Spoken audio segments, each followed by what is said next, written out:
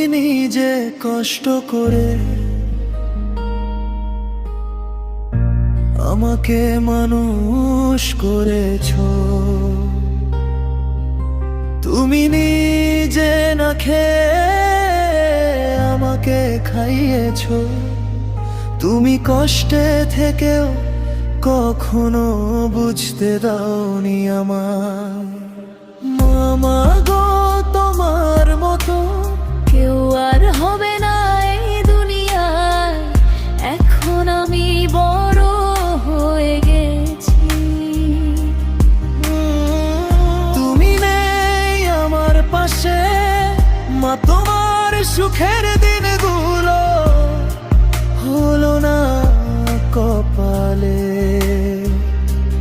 তোমাকে সুখ দিতে পারলাম না, মা আমায় ক্ষমা করে দিও।